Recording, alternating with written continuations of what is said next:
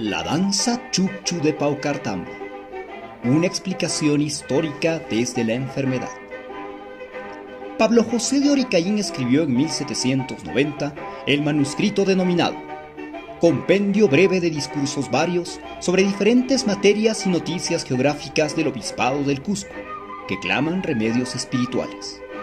En ese documento existe un apartado que se denomina Discurso 11 del Partido de Paucartambo. Por su data, quizás sea uno de los antecedentes más antiguos del que se tiene registro respecto a las enfermedades del valle en nuestra provincia, que por su inexplicable origen en ese tiempo se atribuían a causas diversas, desde las mágicas y espirituales hasta las relacionadas con la geografía y las condiciones climáticas.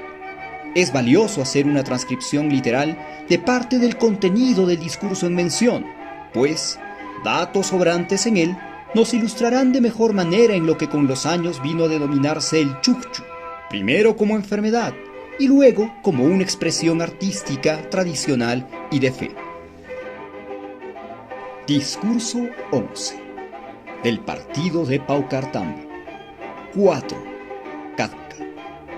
Es país malsano, húmedo, pantanoso y de aires grasos, por impedir la ventilación de sus espesos bosques y en extremo cálido, por lo que los peones que son más del sexo femenino pierden el color y se les tuerce la sangre en una materia clara y se debilita, lo que advertido que por lo regular se les corrompe a los 3 años.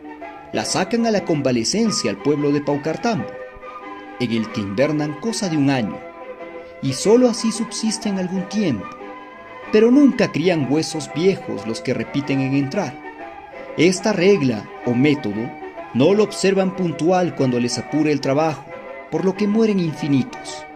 También son estos Andes conexos a un mal de Jucuya, que son unas llagas ulceradas de difícil curación, que devoran los rostros y los miembros, dimana de la picadura de ciertos animalitos imperceptibles. La narración, en la que se advierte una prosa antigua, nos arroja información que debemos desglosar.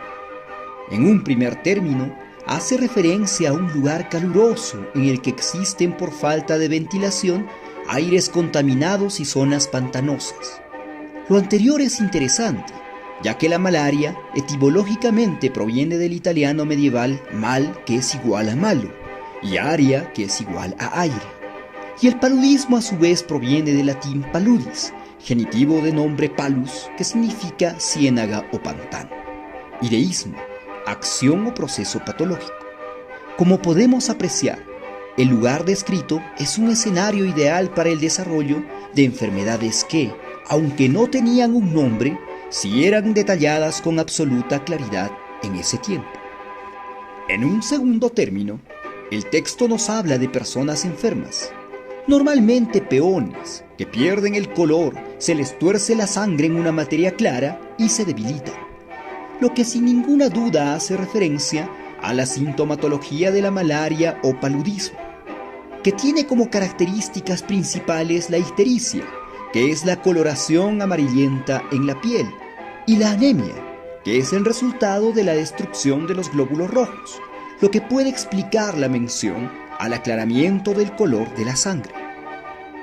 En un tercer término, el autor hace referencia a un mal denominado Jucuya, producido por la picadura de ciertos animalitos imperceptibles, que por su sintomatología podríamos relacionar con la UTA, leishmaniasis cutánea, transmitida por mosquitos flebótomos hembra, la Bartonella bacilloformis, manta blanca, conocida como enfermedad de Carrión, transmitida por mosquitos hembra del género Lutzomia, y hasta con enfermedades denominadas fiebre del valle, vinculadas con hongos toxicoides que provocan la degeneración de la piel. La mención a la Jucuya constituye un dato casi inédito, ya que es un término que en la provincia de Paucartambo actualmente no es relacionado con algún antecedente en específico, pero que sin embargo sí era utilizado en el siglo XIX. Así tenemos que en 1898, Robert Lehmann Nietzsche, doctor en ciencias naturales y doctor en medicina, escribió el ensayo crítico denominado Lepra precolombina. En este documento, luego de analizar la cerámica de diversas culturas que existieron antes de la llegada de los españoles al continente americano, describió la jucuya de la siguiente manera: úlcera de las narices o de la mejilla, de naturaleza escrofulosa o sifilítica. De esta deriva la siguiente: jucuyayo, que quiere decir afectado de úlceras. Como se puede advertir, todo este contexto nos da una referencia clara de que ya en 1790, y mucho antes es seguro, en Paucartambo se conocía la existencia del paludismo, la uta y otras enfermedades conexas. Pero lo más importante, se tenía la idea de que eran enfermedades producidas en lugares de clima cálido, que eran generadas por animalitos no visibles. Casi un siglo después descubriríamos que se trataba de mosquitos, y que las manifestaciones de estas enfermedades se vinculaban con un tratamiento relacionado al descanso y alejamiento de las zonas propensas al contagio.